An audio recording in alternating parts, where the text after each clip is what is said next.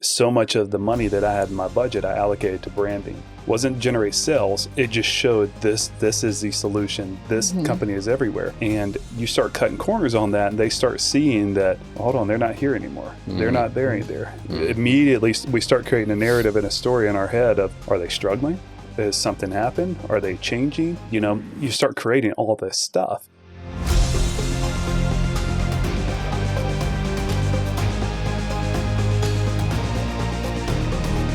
Welcome to the Love Your Brand podcast. If you're looking for real conversations with real people, you're the right place. Let's go! So we wanted to talk about a few things. The manufacturing industry, right? What about manufacturing industrial industry? Why lately we've gravitated towards those companies in need, and they've gravitated towards us. Why in the last 2 years more than prior? Why are these companies suddenly coming to this realization that they need to have more visibility in the marketplace and implement more strategies besides their traditional grassroots traditional sales approach, sales teams, sales process, why they need those extra notches in the belt, and why we seem to be able to help them as of late, and why that makes us specialists in that industry. Yeah, well, I think that we've found a little niche market there with the whole B2B sales.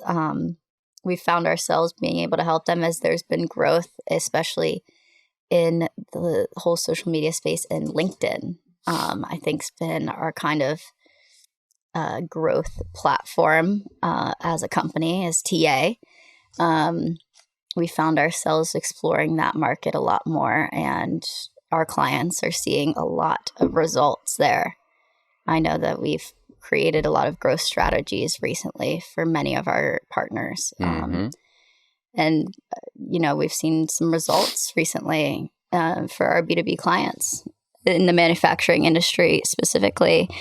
And I know in these times with the recession creeping up on us, there's been some reach out that they need some help.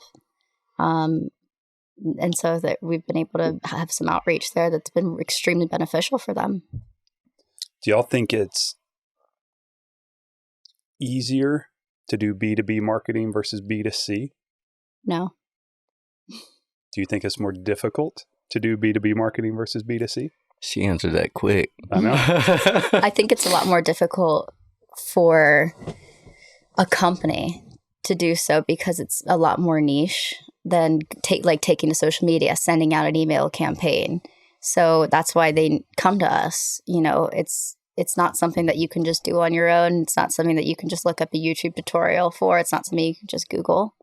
That's why you need an agency more that has that expertise. It's not like you can just go and you can put an ad or put a Google ad campaign out for a retail.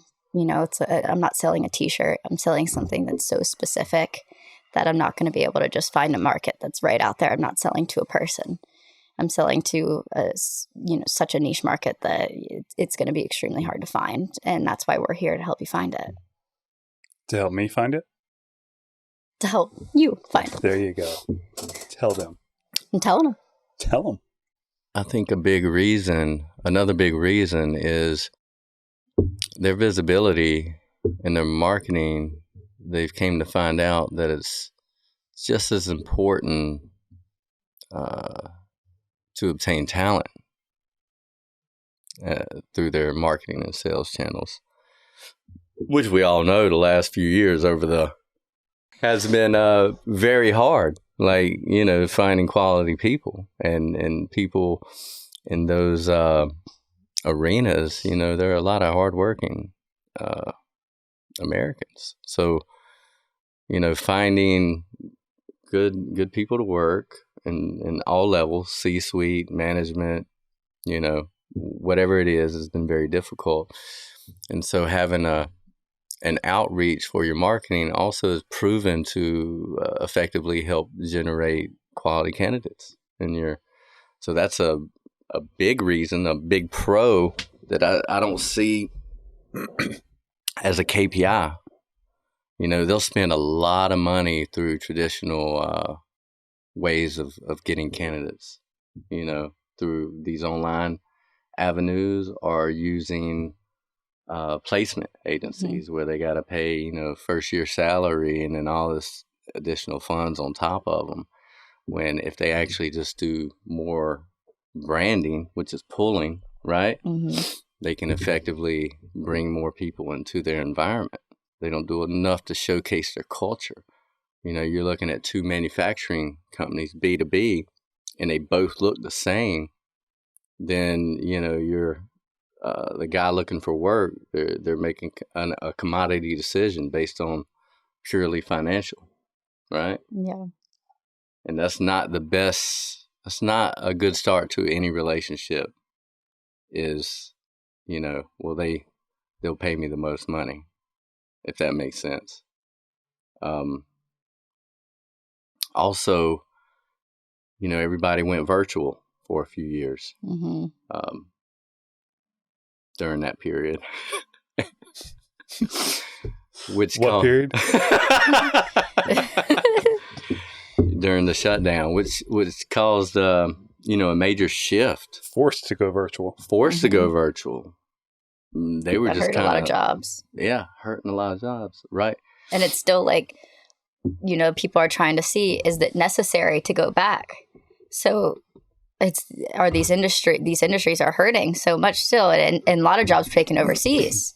So to places that think that they can do it cheaper. So we're trying to bring jobs back to the U.S. That's another point. Now, you know, the supply chain and logistics have come back to kinda where they were. Now you've got, you know, a lot of other countries are really marketing and pushing their services. And let's admit it, their quality got better. I think partly is because the reason we hadn't put importance and priority here at home on manufacturing. So, you know, their quality's getting better. Our quality's kind of been, you know, just moving, moseying on along.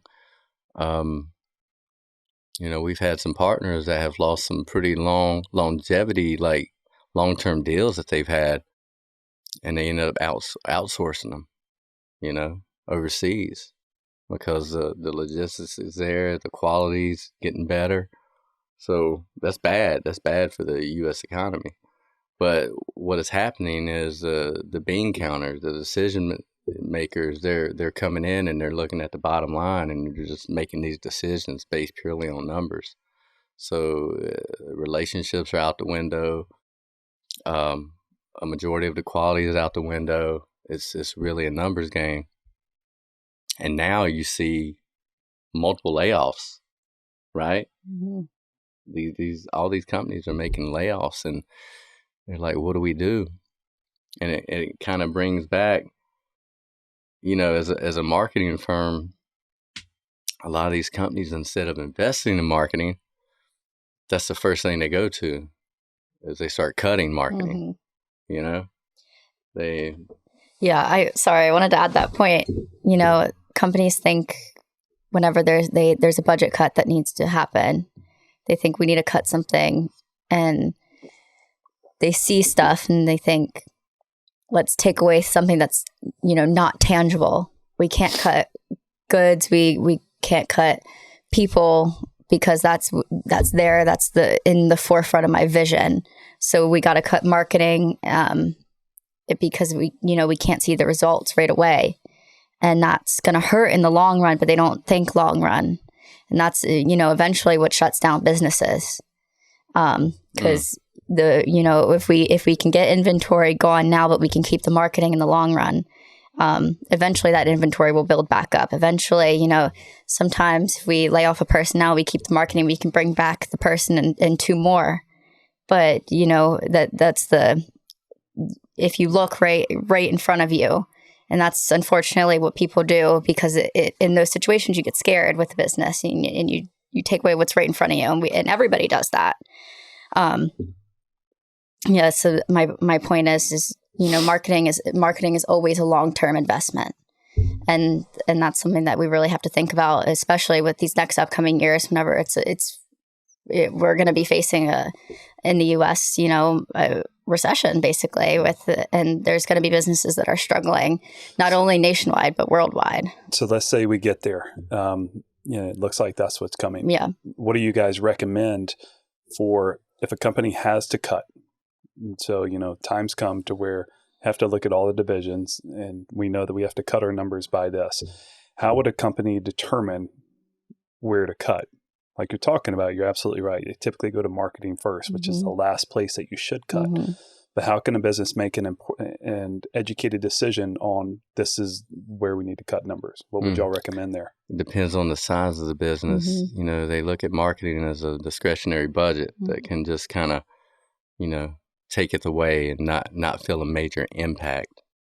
Even though you present the numbers and they do see that it represents KPIs and sales and, branding, consistent branding.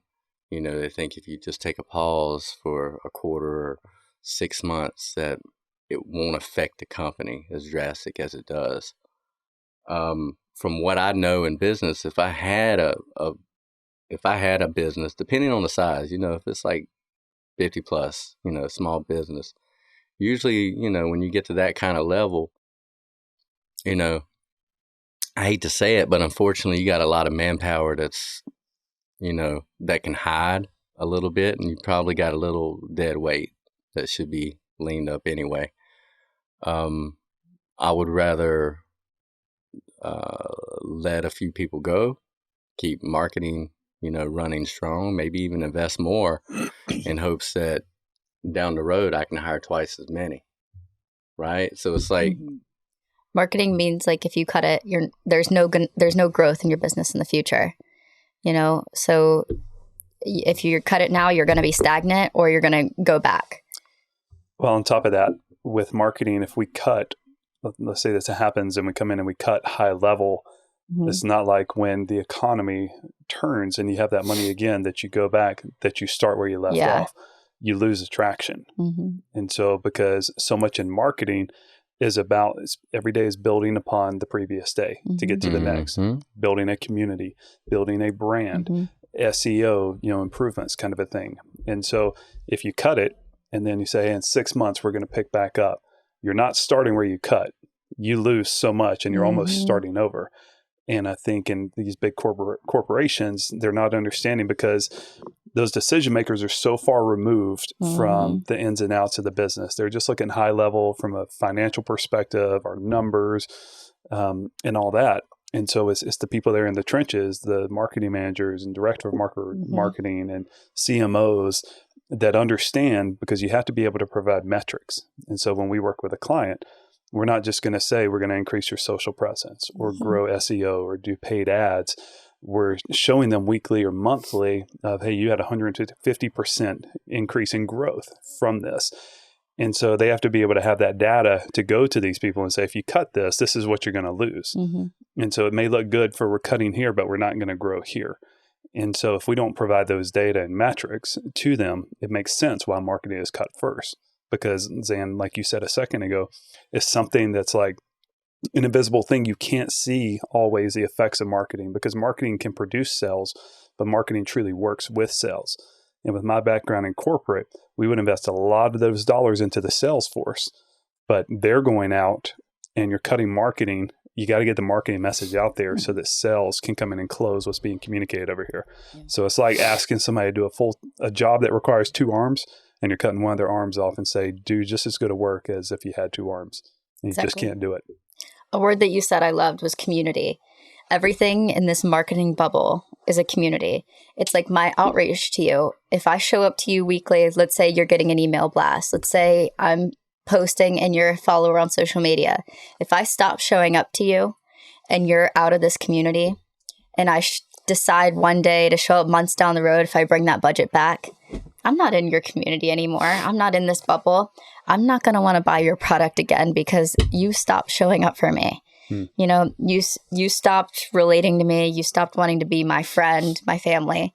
That's the same for people that I work with. You know, my company is my community, who I buy from, who I, you know, am thinking about buying from. You know, if I'm even a potential client, that's gone whenever you cut budgets, when you stop showing up for people, when you stop wanting to work with people.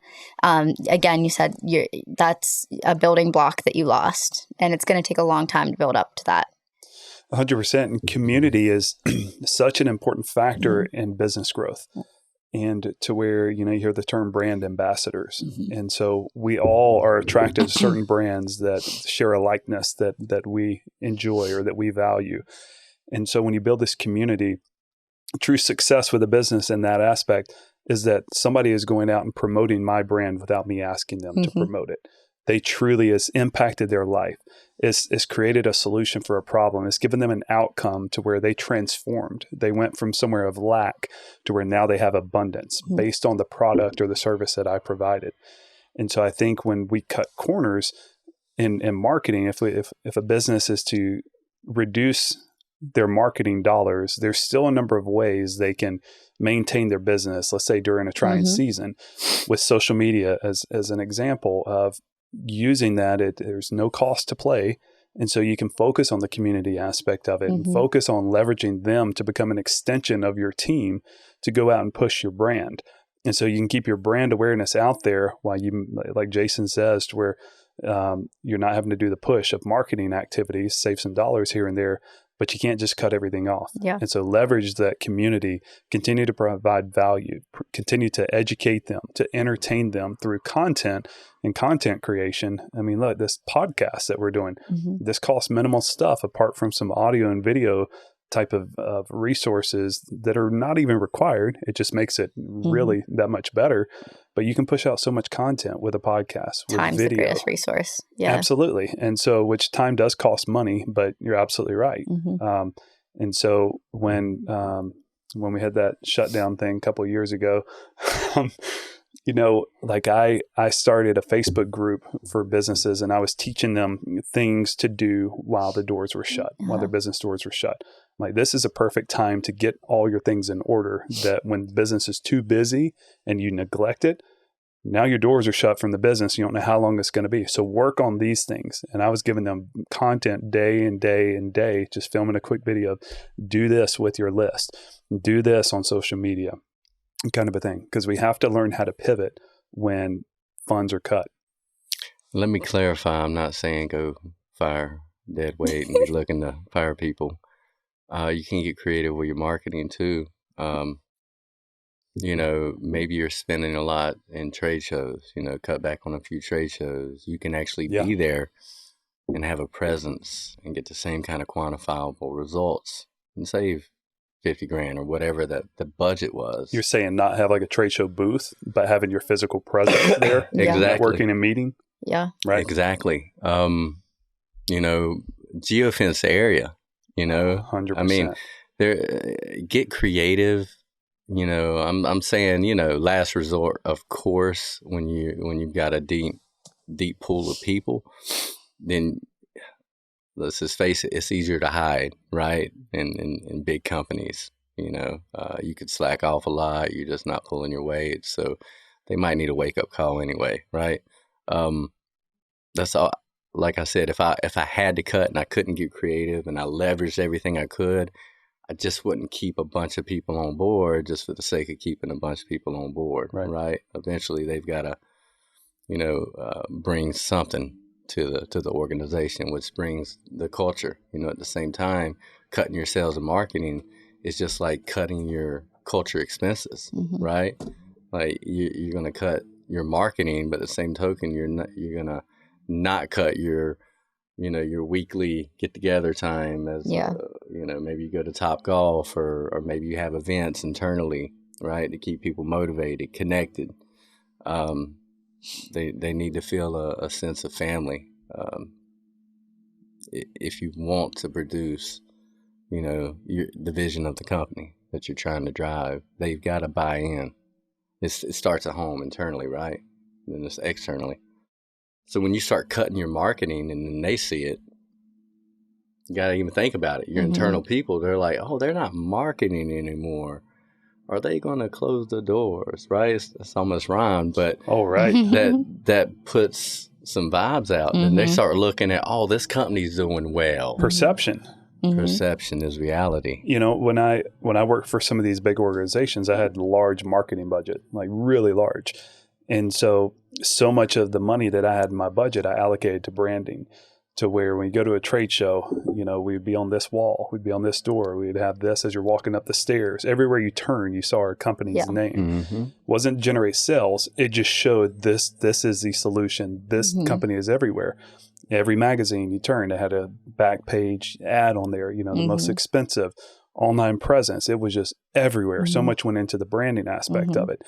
And you start cutting corners on that, and they start seeing that, well, hold on, they're not here anymore. They're not there either. Immediately, we start creating a narrative and a story in our head of, are they struggling? Has something happened? Are they changing? You know, you start creating all this stuff. And so just by removing that, and you talked about like working remote earlier. And with that, you know, you have big organizations. I mean, here where we are, like we're a financial city, clearly. You go downtown and, I mean, they're sending home thousands of people, but the banks and they still have a large overhead cost of that building. So when people are working from home, they're still paying on that. And so I saw a statistic like through the past couple of years of employees were becoming more productive working from home. And even like there's statistics showing like a 4-day work week versus a 5-day work week, to where the ones that were doing 4 days at home were outperforming those that were in the office or 5 days. But these companies brought people back in just because they had the overhead. And they're like, well, we're paying for this building, so you have to be here. And then productivity kind of declined. And so it was just an interesting time, you know, to where wouldn't you want to be the most productive as possible? If that's somebody being at home, let them be at home. Yeah. You got a lot of disgruntled employees right now. They're like, I have to go back to the office. And that's going to carry over into how productive you are for the organization that you represent. Yeah. And if you even think about commute times and people break times that are required, and, you know, just in the office, people socialize more, all of the things that go into it. Why would you, and you know, like you said, the cost of the real estate, why would you be forcing people to go in like this whenever it's not needed? It's not necessary. Well, I think, you know, it's insane. Yeah. And necessary. I think in a lot of cases, it does make sense, right? Yeah. Like where, they need it's to be time there. And a place. Yeah. Time and a place. You know, with a lot of, if I need brain surgery, I'm not going to come to your house. I hope so. I can't zoom that. I'll go to the All right, Doc, I'm ready. I mean, when it comes to, you know, productions, manufacturing, it's not like they can, you know, all work from home, you know, city workers, agencies, police force. I mean, can't remote. There's a big majority that just, you know, that's a part of the natural landscape. You know, they've got to make that commute. They've got to work, which I'm thankful for. You know, we're blessed. We're in an industry to where that's not the case, right? But a lot of partners we work with, they've got to have workers come in. There's no, you know, if, ands, or but. But, you know, if you can do it and it's productive, then it's a no-brainer. Like, you know, these financial institutes, you know, if they're having more production in a 4-day work week. Our ceiling's falling out.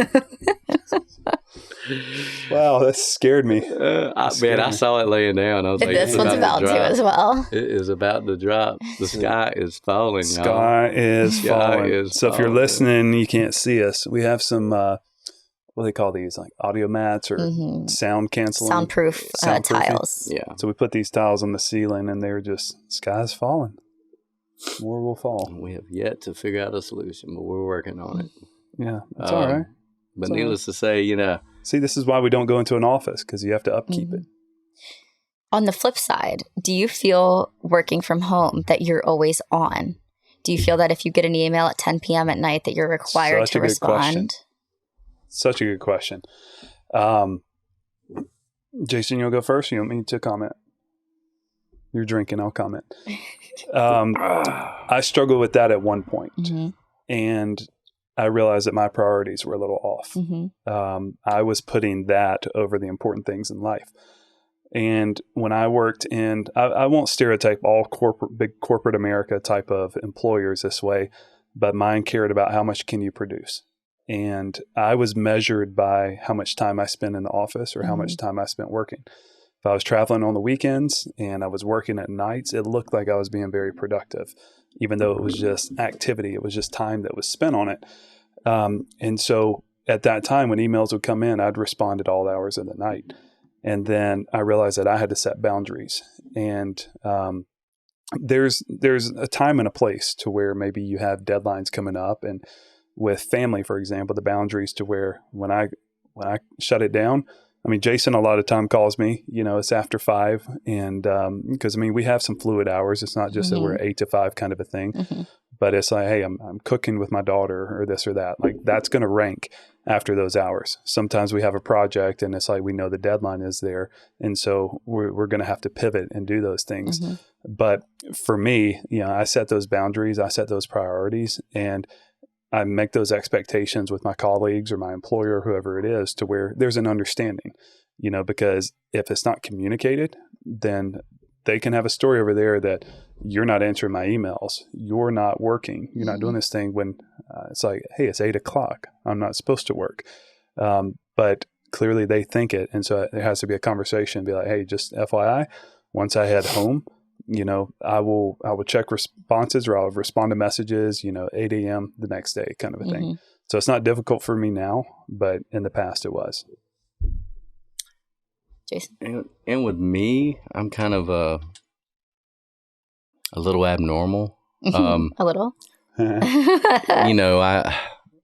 Unfortunately, I kind of blend everything together, but I just put my phone down, spend time with the family. Well, it's your business too. It's not even that. I'm constantly, just having ideas. I'll be out and about and it just hits me and I get excited. So it's hard to cut off, right? It's like, and if I don't call anybody, I'm like, talk to my wife. Hey, I got this new invention or I got this idea or blah, blah, blah. And it can come at the most oddest times. And she's like, okay, let's put this on the back burner. I'm like, all right, yeah, I got you. But, with me, it's kind of synonymous. Get it? Got it. It's that. It's that. Like this. It's like that, y'all. But, I know people have families and, when I was younger, I didn't have that much, I didn't have a lot of kids or a lot of things that took up my time. But, I'm all about balance. So as long as I have balance, then, I feel good, it's like. Do you think you're so passionate about it that it's not really work to you? I think maybe that's what it is. It's not work. Yeah. That's why I'm never working. Yeah. It's true. So it's hard for me, I guess when it's like that, it's hard to cut off because I had a conversation with my wife. It's like, baby, I'm not working. So you're asking me to segregate something that's not there. Right. And there's no compartmentalizing of that because it's life. It's life. Yeah. It's like, it's not work. You cut it off, then go to personal. It's all intertwined. Yeah. And like over the weekend, if I got to work on something, if I got to change something, it might be for the podcast or something around the house or something for this, I just kind of, but I try to prioritize, definitely, family, my spiritual life, health, and my family. I'm not working 24/7 constantly. Now my brain might be working. Right. And Zan, I think when you said, you're passionate about it, and I think you nailed it there because I've worked a lot of jobs that I hated and had no passion about, woke up kind of with dread, like, oh, I have to go to work again, and viewed it as just work instead of life, instead of having something I'm passionate about. And so like when 5:00 came, I was ready to cut it off because it was like killing me. It was death to the job versus when you finally find something that you're working for or working with or working towards, that just makes you come alive, you don't ever want to cut it off. Yeah. And my wife and I, like I love when we'll get together like on a weekend and like whiteboard and vision cast and get on there. Right? What kind of businesses do we want to create? What do we want to launch? And it's like I can stay in that zone all day long because I'm finally passionate about something. And so that's an important part. And I think so many people, they just take a job. It's like the model. You go to school, go to college, you get a job, enter the workforce, move up the corporate ladder, go from administrator to coordinator to supervisor to manager to director to vice president to senior director to blah, blah, blah. Mm-hmm. And it's like they give you this 30-year plan of how to just climb the corporate ladder, make a little bit of a salary increase every month or every year. And that was the path that I was on because I didn't know any different. Then I found something that was like, oh, you can actually enjoy what you do. I was taught, people I worked with, they're over here. My friends are over here. Mm-hmm. And now like we have a team, we go to activities together. We have fun together. We enjoy each other's company. We laugh together. We do all this stuff together. And so it's all intermixed now. And it's like, this can be a different way of life. That's awesome. How about you, fresh out of school? So Jason and I grew up without phones. And so like you asked, responded to emails. We did. Oh my God. Well, I had a beeper. Okay. Well, like we were driving today and they were making fun of me because I wouldn't have been able to get across the parking lot without my phone. Yeah, they were scared of my driving, and which I almost took as an oncoming traffic. You did. I know. I'm sorry. Well, also, I was looking at my phone. Well, I was trying to look at the maps. Like this. Jason was like, "Look up, please." We need to get you one of those things. And Jason's holding the phone in front of your line of sight. Like, wouldn't this be fun? Okay. Jason's also not wearing a belt. True. As the things like beeping, like, he's like, Dan, you need to buckle up. You need this. He's also like the worst at giving directions. He's like, my house is right here. Turn. True story on that. We're like 50 feet past the driveway. I'm like, it's around the block. I forgot. Y'all, I'm in the back seat and I had the blind leading the blind. I was like, I'm listening to this one give advice when he doesn't need to give her advice. And I'm listening to this one when she doesn't need to give him advice. Well, I wasn't giving it any advice. I said, just get me back. Just tell me where I'm going. I'm lost. The only way it could have been better if we were in like a 86 CRX, Honda CRX, and you were in the back. My dad used to have a CRX. That was his car. My car is a Honda Civic, but it doesn't have a rear view. It doesn't have a side mirror because I hit it off.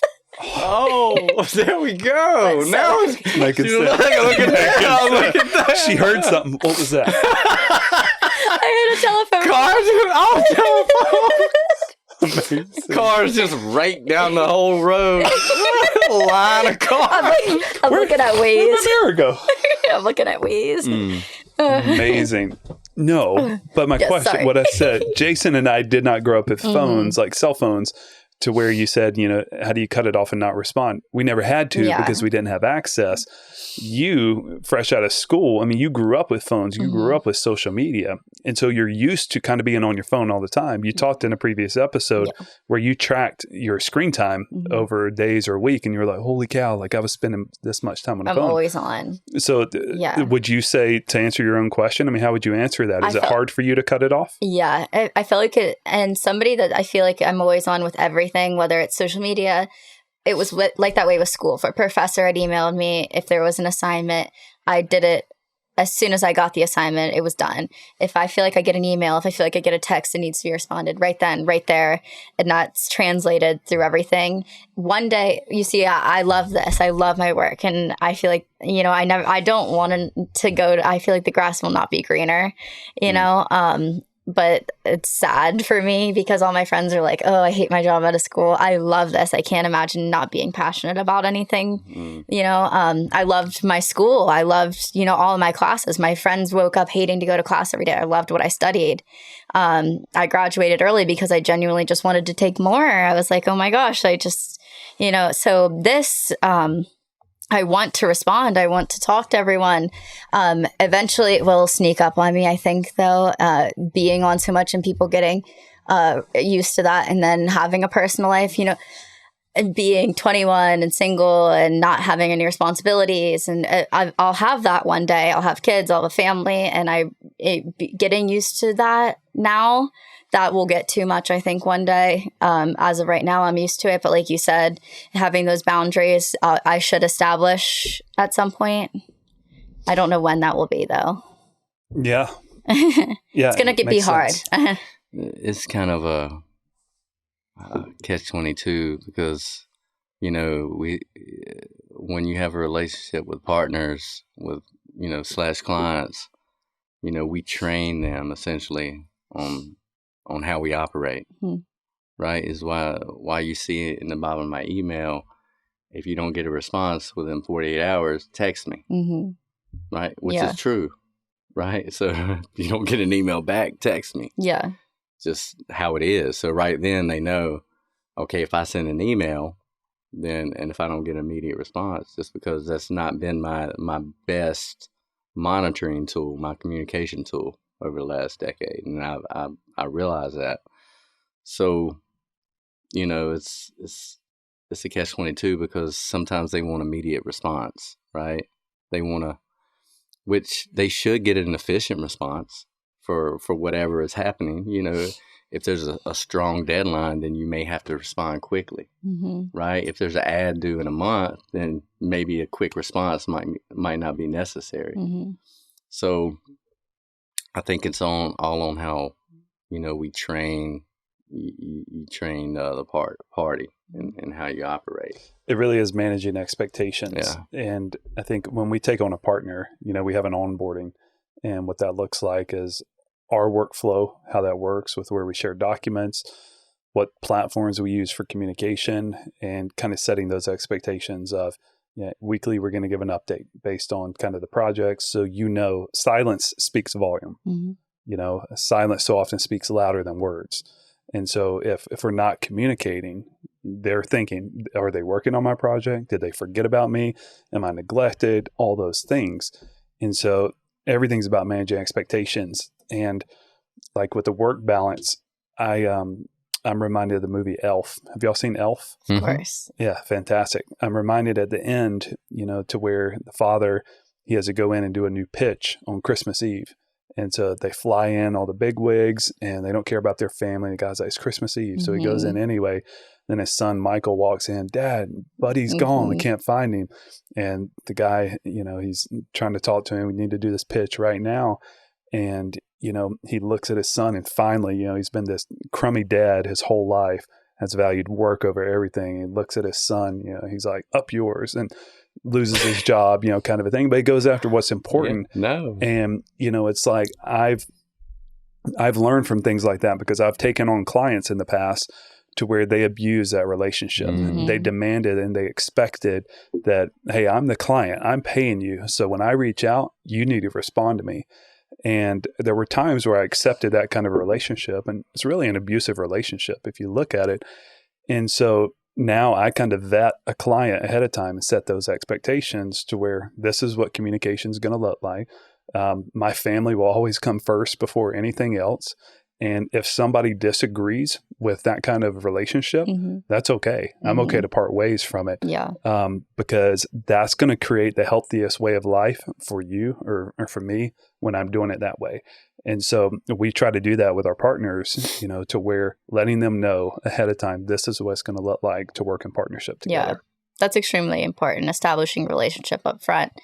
And I think that's setting boundaries in any relationship with, you know, whether that's with a partner, in, you know, our business, whether that's in friendship, you know, anything that's extremely important. And, you know, communication goes a long way in business and when you're a business communicating to your customers, that's important with your message. You know, what am I contributing to you?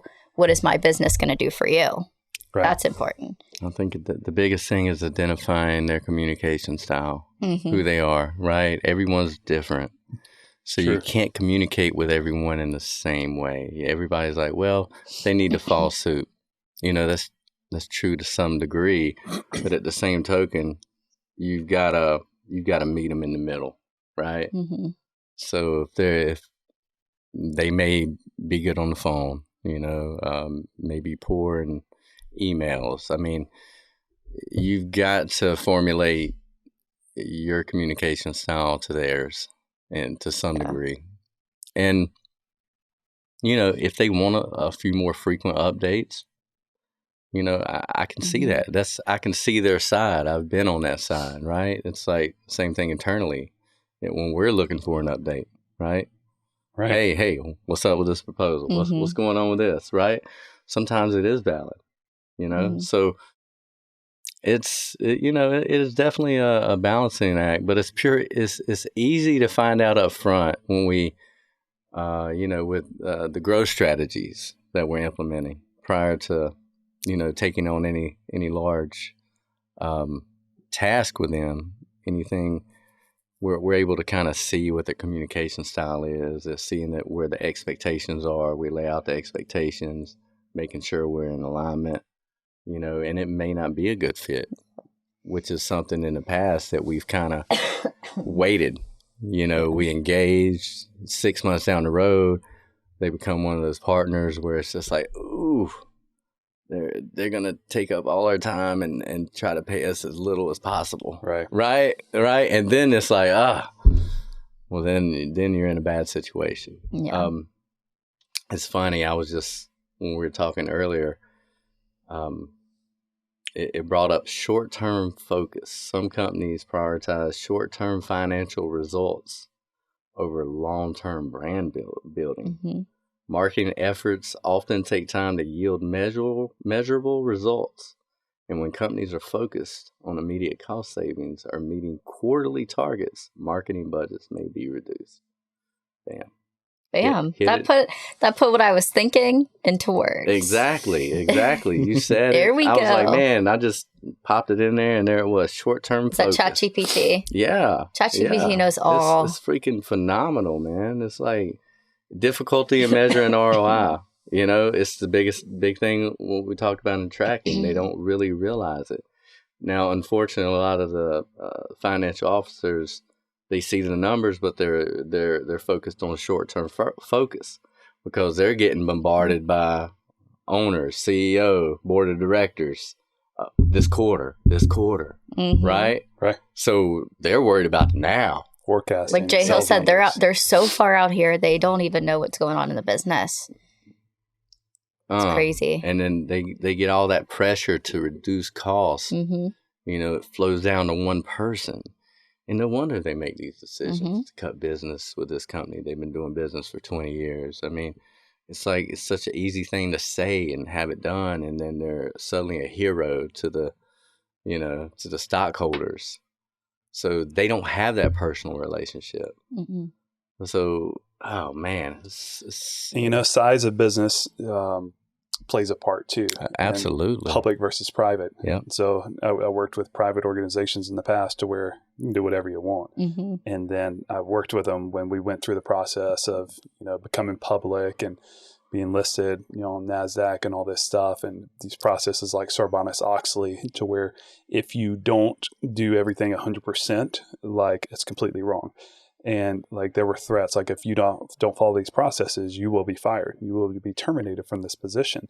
And so we did these growing pains. And so when we work with a partner, I mean, if there's so many different aspects at play there, to where mostly it's those larger public companies, to where the numbers that we're talking about, it's just the CFO is up high to where, nope, these are our numbers. You're getting cut.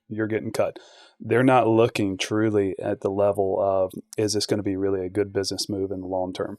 Because so often we're focused on short-term goals, like ChatGPT told us. That's tough.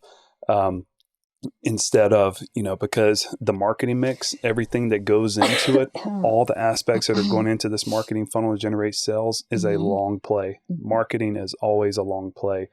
And so if I'm sitting here presenting to somebody trying to sell a CFO that don't cut marketing budget, here's why. We're doing this trade show and we're going to do these social ads and we're going to do this and that. And in 6 to 9 months, you've lost them. I don't care about that if you can't produce right now. And so they can't understand the quantitative versus qualitative aspect of it. And they're just looking at those high level numbers. And so that's why we in our industry, we're always the ones that are going to be cut first. Yeah. Which is just so wrong. So wrong. It's unfortunate. It is. Do you know what I kind of thought of while we were sitting here talking. Have you ever had brand loyalty to a business? You loved a business, and then they came out and made a statement that was completely just insane, and they like whether it was just whether it was political or they said something,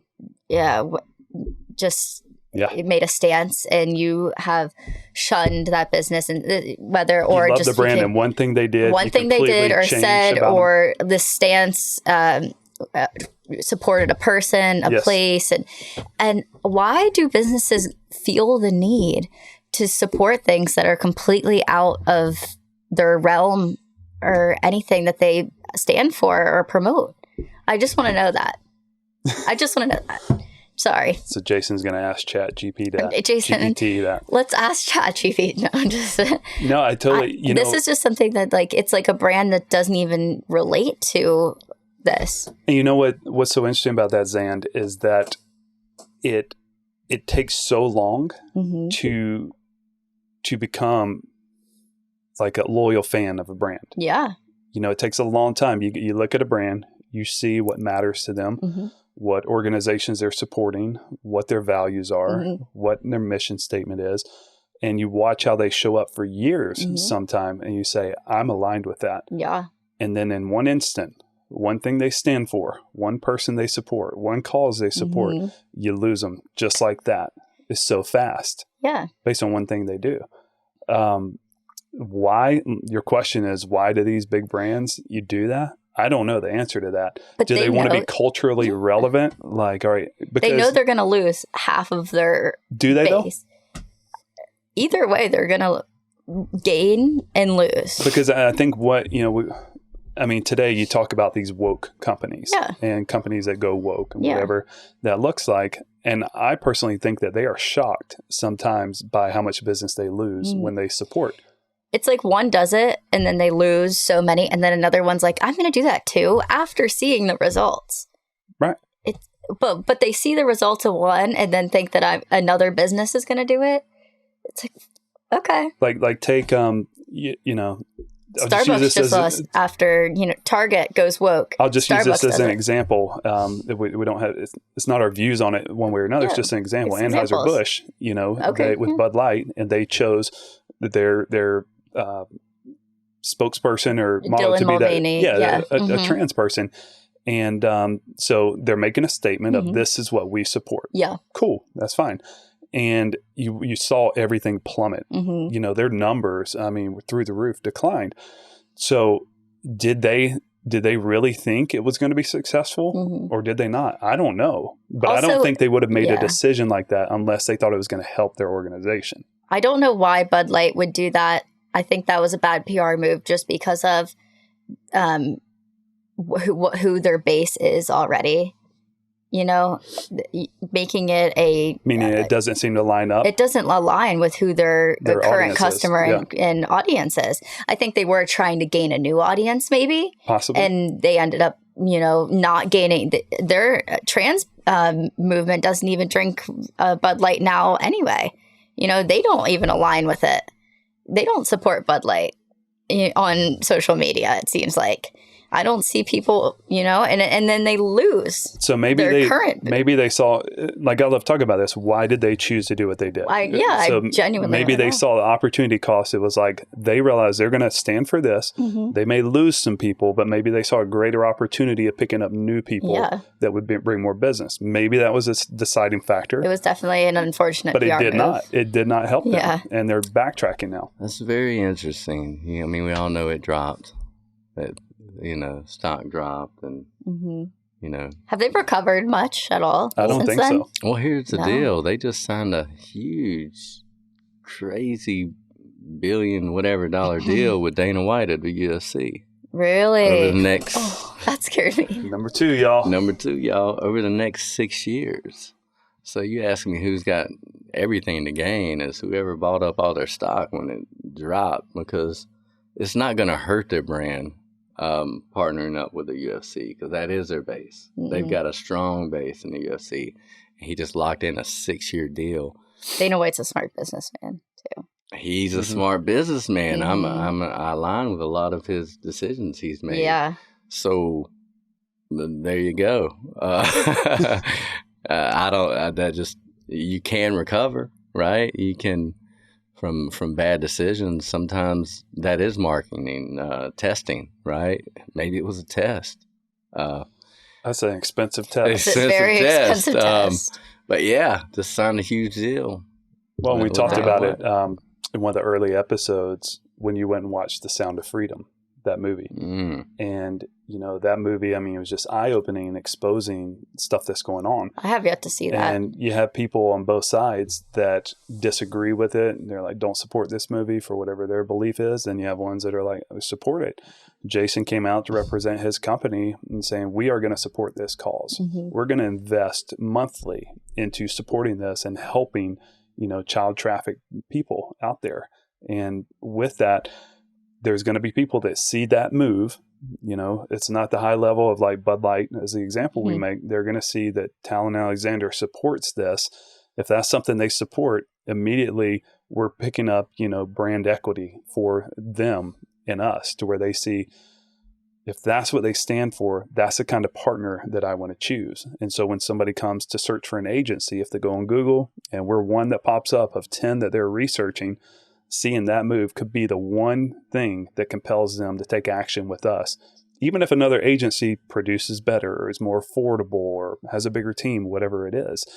And so the people in charge of making these decisions, they know, all right, am I willing to die on this hill by putting myself out there and saying this is what we stand for or what we stand against? If someone does choose not to work with us because we support that's okay with me.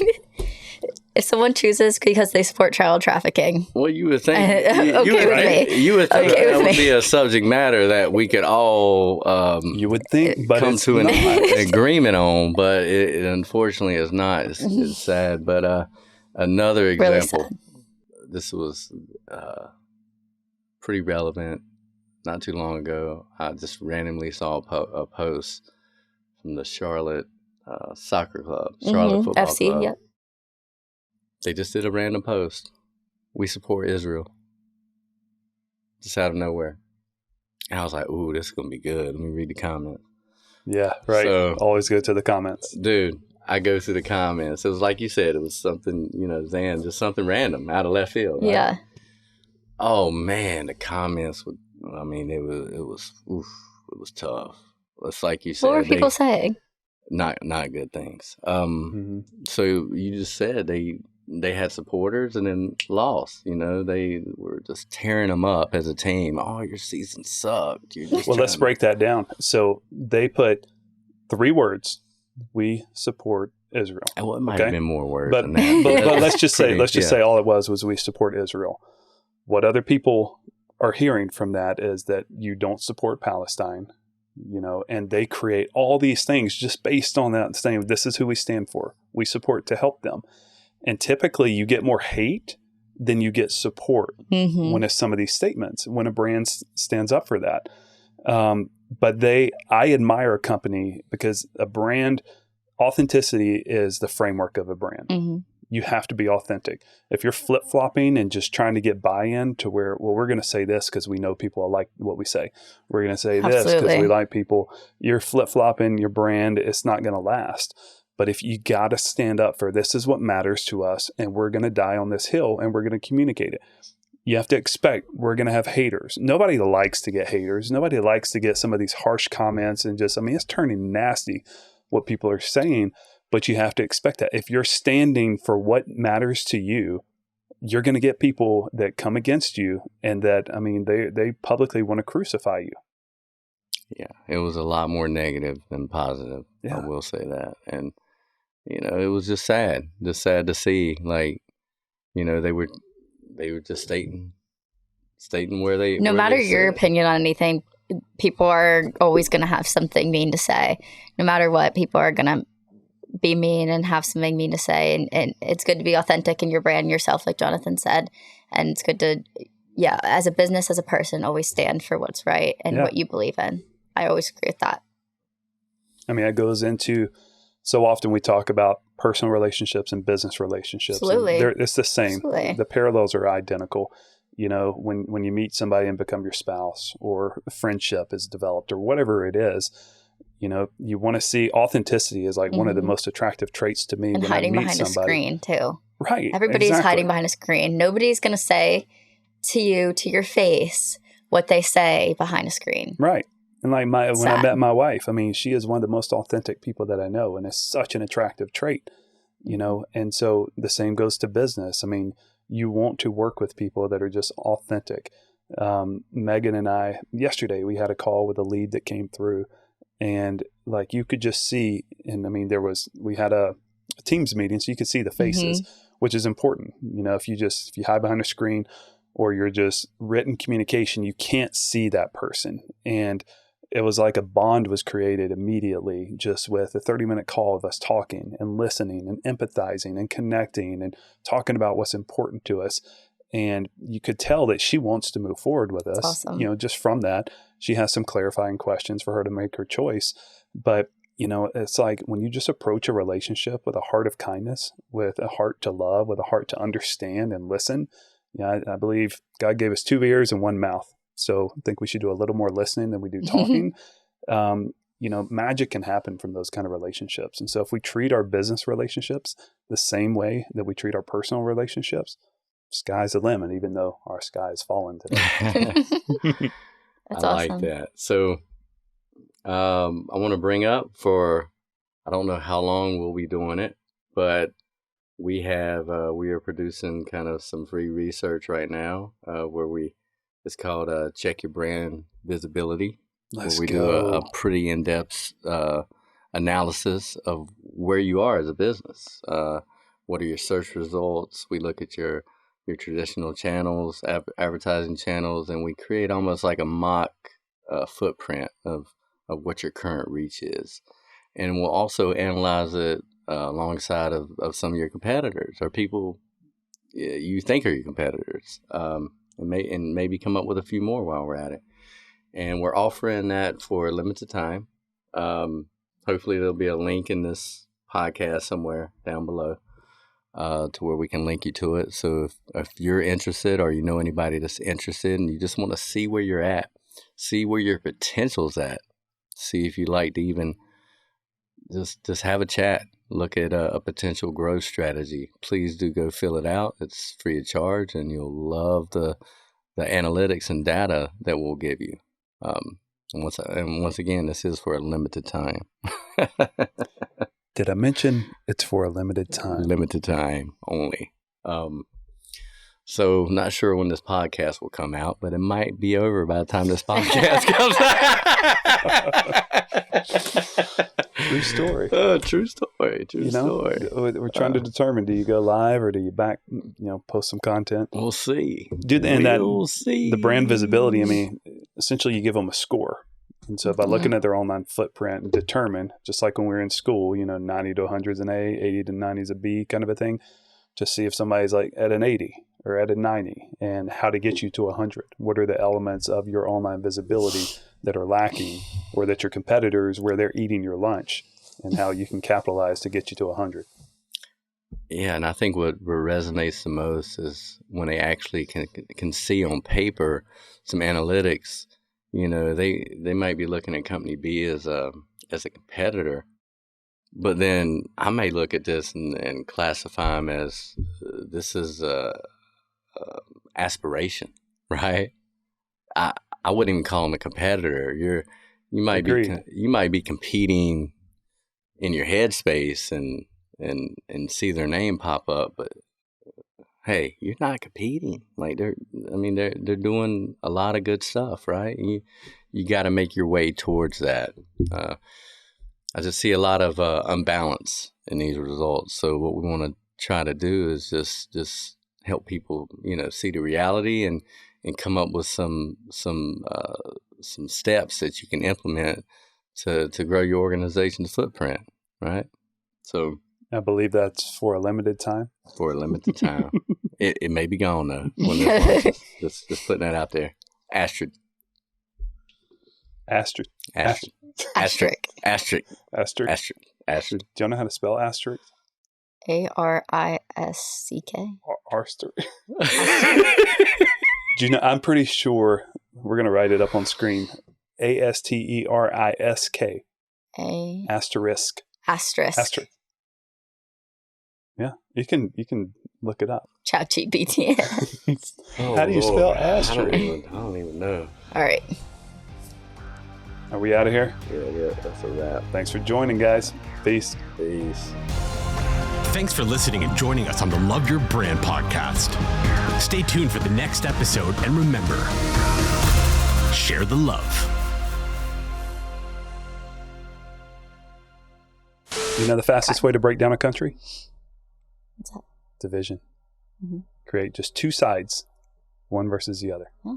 And in the media and politics, do that. Absolutely. Mm-hmm. Absolutely. Jason knows I'm biting my tongue so bad right now. I'm just listening to that.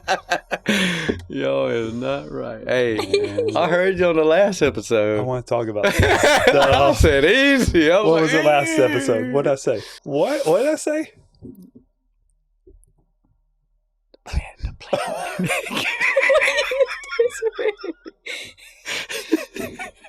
Did I whisper it like that, or is that what you're doing? I don't know. I said pandemic, and then I caught myself. I said pandemic. The pandemic. Hey, that's a Freudian slip. I know. Hey, Freudian that's really slip. quick to get some comments. That's a keyword. It might shut down our YouTube channel. All publicity is good publicity. Be 15 in, be shut down. How many episodes y'all made? We made it to 15. Oh, to go to Rumble. R.I.P. That's true. That's true. Dan Bongino. I know. He said, the pandemic.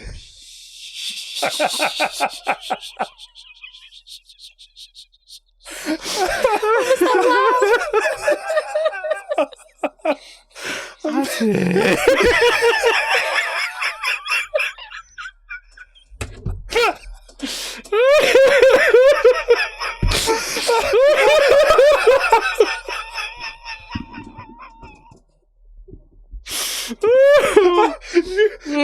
Oh, but you said it.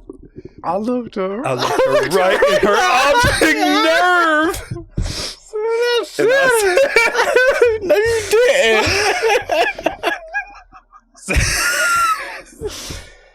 But you told her, right? Hey. I looked her in the optic nerve and I said, they're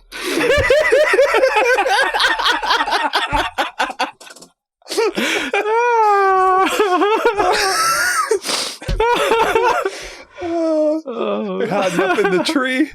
Then they're in outer space. Then they're in the field. You want to know what I said to her? What'd you say? I said,